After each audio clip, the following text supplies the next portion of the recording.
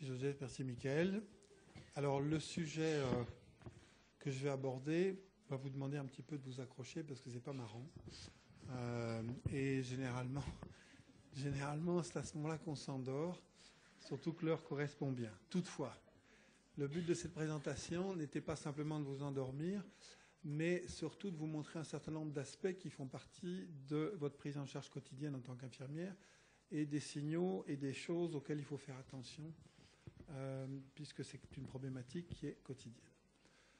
Alors, pour dresser un petit peu le tableau, d'abord, est-ce que l'hyponatremie est une problématique fréquente en réanimation? J'ai repris ici 2 séries récentes.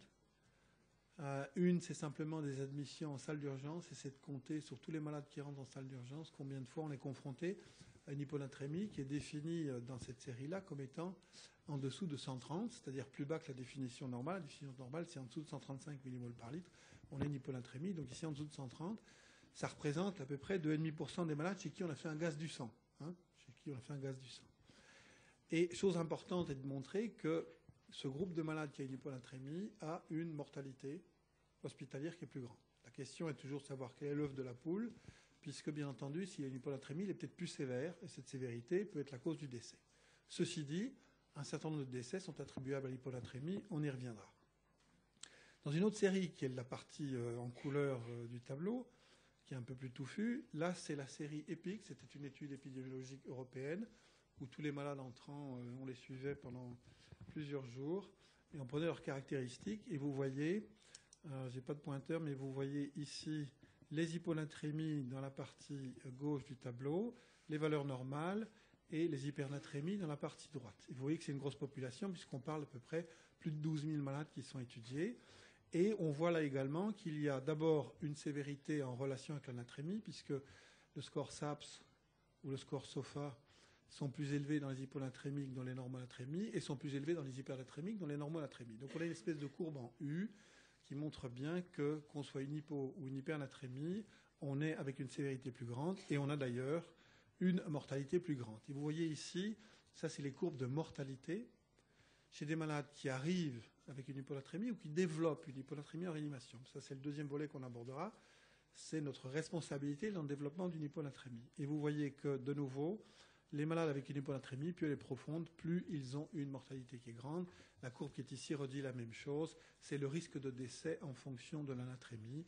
Et vous avez en haut les hyponatrémies par rapport aux normonatrémies qui représentent 0, entre guillemets. Vous voyez qu'on augmente de manière très importante la mortalité. Donc, premier message, c'est fréquent.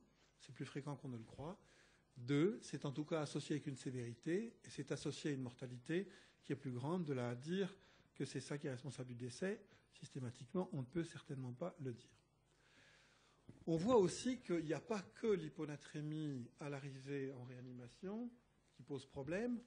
Là, cette étude reprend une énorme série aussi allemande, cette fois-ci, de plus de 10 000 malades, et il regarde les malades qui ont une hyponatrémie à l'arrivée, mais ceux qui vont en développer une pendant leur séjour en réanimation. Vous voyez ici comment se divise l'algorithme, ceux de l'admission, ceux qui arrivent normaux et qui vont développer une hyponatrémie pendant leur séjour en réa. Et vous voyez que sur ceux qui avaient une atrémie normale, 15% vont en développer une pendant leur séjour. Donc là, ça veut dire qu'on a directement une responsabilité dans cette hyponatrémie, et l'hyponatrémie a un impact quand même sur un certain nombre de choses. Et on voit que les changements de natrémie en cours de séjour, donc ce qu'on exprime ici, c'est les valeurs, les fluctuations de sodium au cours du temps. Vous voyez, ça c'est l'admission et ça c'est la mortalité hospitalière. De nouveau la même courbe qu'avant, une courbe en U, hyponatrémie, hypernatrémie. Mais les changements en cours de séjour, des petits changements de l'ordre de, comme on le voit ici, 5 à 8. Donc entre un 135, un 128 ou un 130, sont associés à une augmentation de mortalité qui est importante. Or, il n'est pas rare de voir des changements de 10, voire plus, sur un séjour de réanimation. Et vous voyez à quel point ceci est corrélé à une mortalité. De nouveau, s'ils bougent peut-être beaucoup de leur natrémie, c'est peut-être parce qu'il y a d'autres raisons qui fait qu'on a un comportement en remplissage, en apport médicamenteux lié à leur sévérité. Mais quoi qu'il en soit, les changements de natrémie, ça n'a pas l'air bon non plus. Alors, je ne vais pas vous décrire cette diapositive, puisque ça, c'est la partie où vous allez commencer à vous endormir. C'est comment se régule l'évacuation de l'eau au niveau du rein. Simplement, retenez qu'il y a le système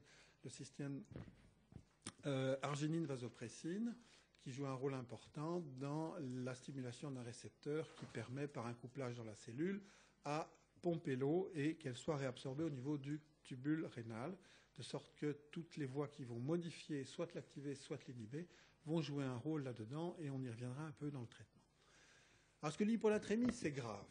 Alors, dans beaucoup de situations, il ne va rien se passer. C'est une découverte fortuite en salle d'urgence ou à l'admission en réa, et on voit des malades qui ont un sodium qui se balade entre 124 et 130, et ça n'a pas spécialement de conséquences. Par contre, dans ces formes aiguës, c'est-à-dire quand l'hyponatrémie s'installe relativement rapidement, en une journée, 2 journées, ça va être accompagné de manifestations dont j'ai mis la gradation en suivant le trait de la flèche, qui vont simplement de la nausée au maux de tête, à la confusion, jusqu'à la fatigue, et puis la faiblesse musculaire qui va conduire aux convulsions et qui peut se terminer par un coma. Et le coma, il est lié, et les manifestations neurologiques sont liées à un processus d'œdème cellulaire, puisqu'il y a un mouvement osmotique entre la cellule et le compartiment intravasculaire qui fait qu'il y a une entrée d'eau dans la cellule. Et donc, les hyponatrémies d'installation brutale peuvent être symptomatiques, et elles peuvent être symptomatiques et s'accompagner de soucis d'œdème cérébral, convulsions, voire coma, voire décès, et d'autant plus grave qu'il y a une hypoxémie associée. Donc, la combinaison des deux ne fait pas bon ménage. Retenez simplement, installation brutale avec symptômes, c'est une urgence. Installation lente avec découverte fortuite, on a le temps de se retourner, on va y revenir. Alors, on distingue aussi un peu 3 catégories. Ça permet de définir un diagnostic et éventuellement une prise en charge thérapeutique. Je ne vais pas non plus m'étendre dramatiquement, mais on distingue ce qu'on appelle les hyponatrémies hypervolémiques, les hyponatrémies normovolémiques et les hyponatrémies hypovolémiques. Alors pourquoi cette distinction? C'est parce que les mécanismes qui sous-tendent sont différents. Vous avez certainement vu beaucoup de cirrhotiques ou de décompensés cardiaques avec des œdèmes. Ils ont une rétention hydrosodée et une rétention hydrique plus importante que sodée pour, de nouveau, des mécanismes humoraux jouant au niveau du rein et de la rétention hydrique, que je ne vais pas débattre ici, mais ils ont grosso modo un volume circulant et une eau interstitielle qui est augmentée. Il y a plus d'eau que de sel, ils sont dans une situation d'hyponatrémie avec une hyperinflation hydrique. Puis on a des situations autres qui sont des hyponatrémies où il y a plus d'eau que de sel, mais le volume total, il est normal. Et ça, c'est typiquement ce qu'on rencontre dans le SIADH, syndrome de sécrétion inappropriée d'hormones antidiurétiques, qu'on voit le plus souvent chez des cancéreux. Cancer du poumon à petites cellules, mais avec certains médicaments, on y reviendra. Et puis, il y a les hyponatrémies hypovolémiques. Là, il y a une perte et d'eau et de sel. Et ça se rencontre, évidemment, quand il y a une déperdition hydrique importante, les transpirations massives non compensées avec une perte sodée, le gars qui fait les 20 km à pied et puis qui compense ça avec de l'eau libre, et puis les gens qui vomissent, avec une perte sodée et chlorée qui est importante, compensée éventuellement avec de l'eau. Ça, c'est des parties où il y a à la fois un volume circulant qui est diminué, une eau totale qui est diminuée, avec un sodium qui est diminué. Donc, c'est les hyponatrémies hypovolémiques. Donc, ces 3 mécanismes vont faire guider la thérapeutique différemment, bien entendu. Ça reprend un peu la même chose, donc je ne vais pas m'étendre. Donc, voici les causes d'hyponatrémie. Et là, vous commencez à digérer.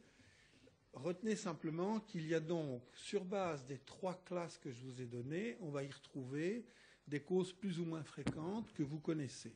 Il est bien entendu qu'on a aussi tout le groupe où il y a une perte sodée, parce qu'on donne des diurétiques. Ça, c'est quand même un groupe très fréquent, des gens qui reçoivent des thiazides au long cours, avec un peu d'écart alimentaire et une diète qui est éventuellement un peu modifiée, et qui se retrouvent en hyponatrémie par les diurétiques.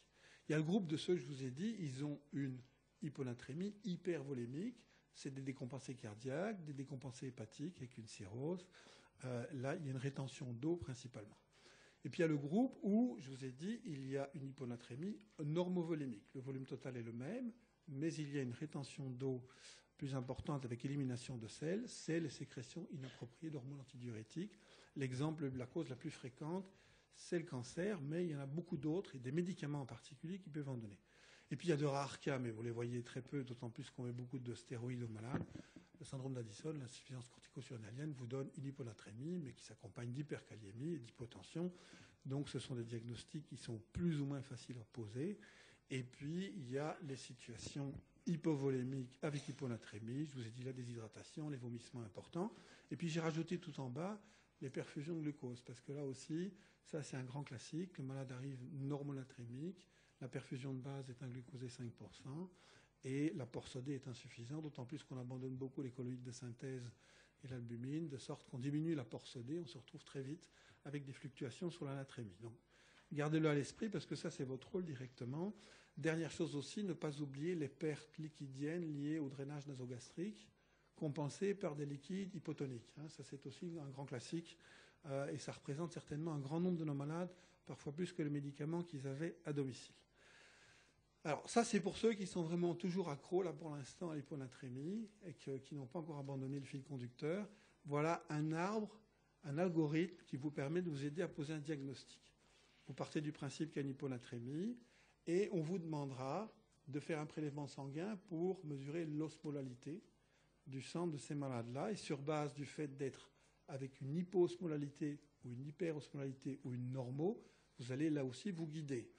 À partir du moment où l'osmolalité est basse à la posée d'une élevée, on va aller rechercher des causes autres. Une hyperglycémie va vous entraîner une diminution plus ou moins artificielle du sodium, c'est ce qu'on appelait les pseudo-hyponatrémies, parce qu'il y a malgré tout une hyperosmolalité, vu que le glucose a un effet osmotique qui est non négligeable. Par contre, l'hyperlipémie va vous donner une absence d'augmentation d'osmolalité, mais une hyponatrémie également.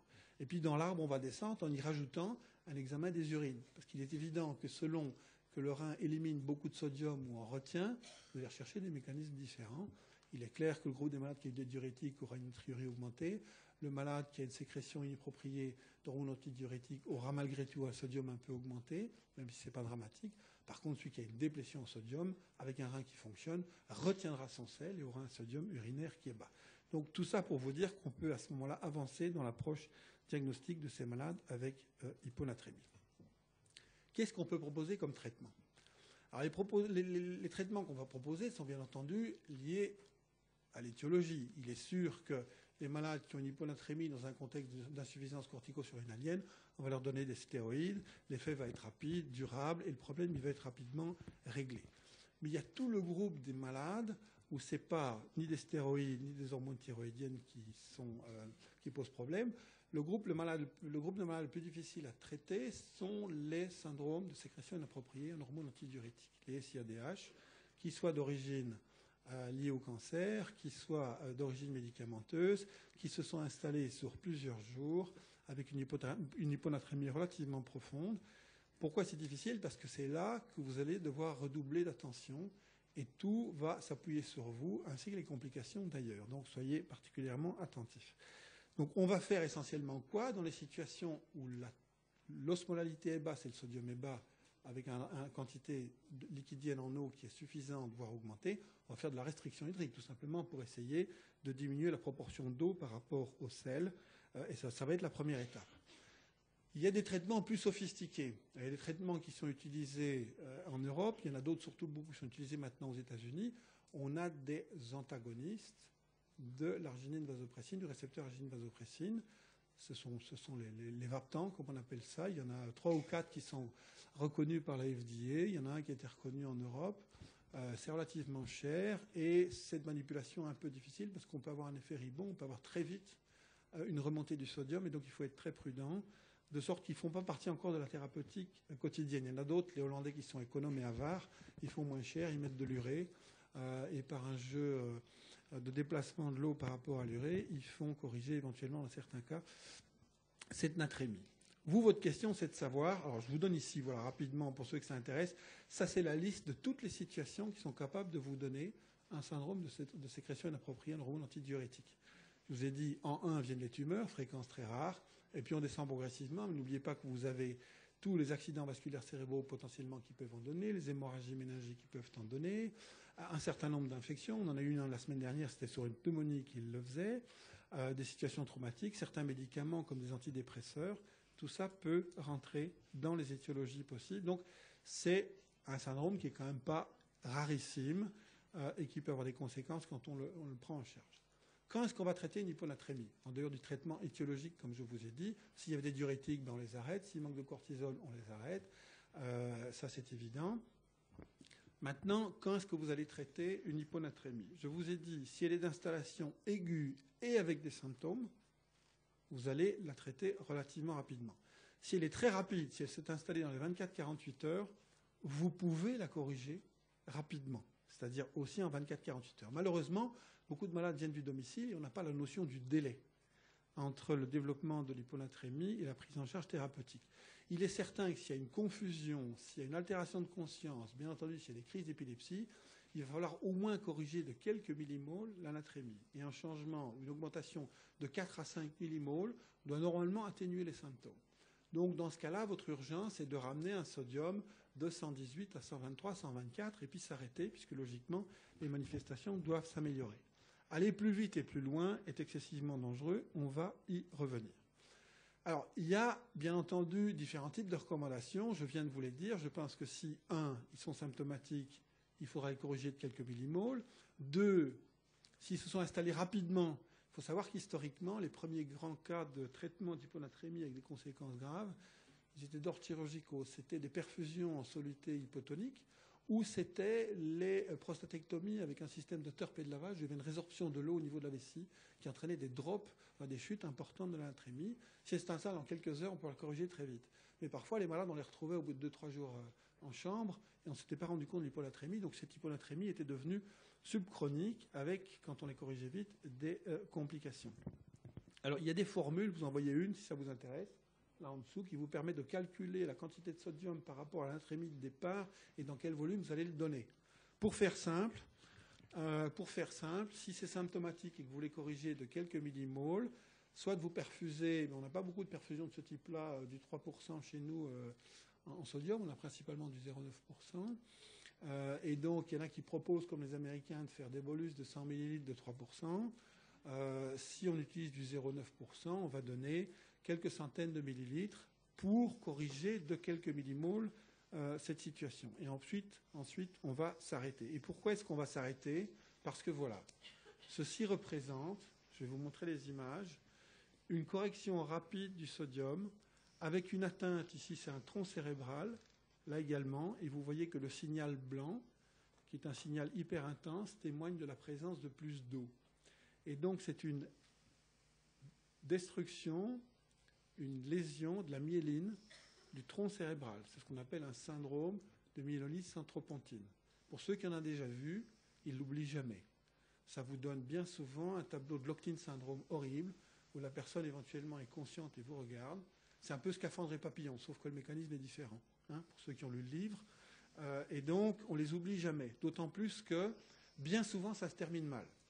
C'est-à-dire que, bien entendu, il y a des terrains propices à ça. C'est souvent des éthyliques chroniques, des insuffisants hépatiques dans la plupart des cas. On a vu ça plusieurs fois en transplantation hépatique parce qu'ils ont une hyponatrémie dans le cadre de leur cirrhose. On les greffe, ça saigne beaucoup, on remplit avec des solutés type plasma, on fait monter l'anatrémie brutalement. Ils prennent 20 points en une greffe et puis c'est au 6e jour qu'on le découvre, au moment où ils ne se réveillent pas, ou bien ils vous regardent fixement sans bouger avec des mimiques. Eh bien, c'est parce qu'il y a une destruction qui est osmotique, c'est un phénomène osmotique. Les modèles expérimentaux ont permis de le reproduire, du tronc cérébral. Donc la myéline, on peut en avoir en extra-pont, comme ici, on peut en avoir en dehors aussi. C'est vraiment un effet osmotique.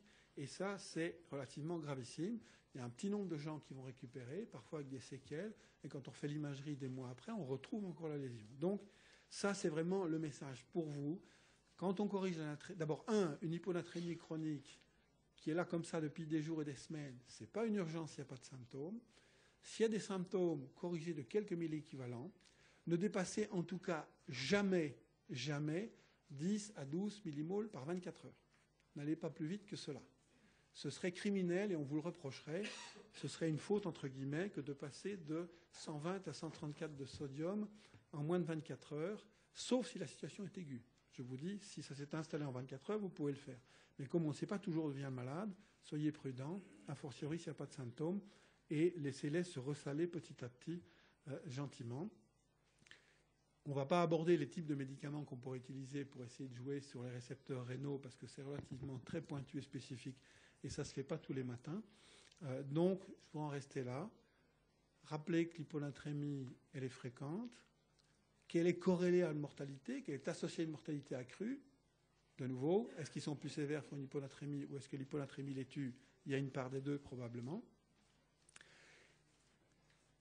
Essayez d'avoir un petit algorithme et retenez et comprenez pourquoi on vous demandera de doser l'osmolalité urinaire, l'osmolalité plasmatique pour guider dans la décision, enfin, dans l'arbre diagnostique et éventuellement la thérapeutique. Les traitements urgents sont rares et sont limités au nombre de cas. La vitesse de correction a un impact. Et cet impact, je vous l'ai montré, c'est le plus fréquent en dehors de l'épilepsie qu'on peut également avoir par des phénomènes d'œdème. Et les interventions spécifiques sur le rein, on n'en parle pas ici. Je vous remercie.